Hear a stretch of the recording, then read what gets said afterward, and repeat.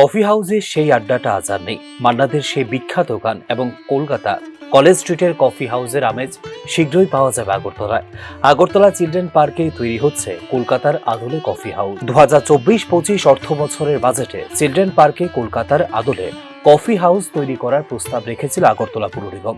যদিও মাঝখানে দীর্ঘদিন এই কাজ বন্ধ হয়ে পড়েছিল, পরে আবার কাজ শুরু হয়। বৃহস্পতিবার আগরতলার বিভিন্ন উন্নয়নমূলক কাজ পরিদর্শনকালে চিলড্রেন পার্কে কফি হাউসের কাজও পরিদর্শন করেন মেয়র দীপক মজুমদার। মেয়রের মুখে উঠে আসে বহু চর্চিত কফি হাউসের কথা। তিনি বলেন, 2 থেকে 3 মাসের মধ্যে কফি হাউসের কাজ শেষ হয়ে যাবে। আমরা চিলড্রেন্স পার্কে কফি হাউস করার পরিকল্পনা গ্রহণ করেছিলাম, মাননীয় মুখ্যমন্ত্রীও পরিদর্শন করেছিলেন। তো সেই কাজ মধ্যে কিছুদিন বন্ধ ছিল, পুনরায় শুরু করার আমরা আলোচনা করে নির্দেশ দেওয়া হয়েছে। তো আগামী 2-3 মাসের মধ্যে কফি হাউসটা আগরতলা শহরবাসী রাজ্যবাসীর কাছে তুলে দিতে পারবে। প্রসঙ্গত, আগরতলায় বেসরকারিভাবে একাধিক কফি হাউস থাকলেও কলকাতা কলেজ স্ট্রিটের কফি হাউসের সাথে এক ঐতিহ্য এবং আবেগ জড়িয়ে রয়েছে।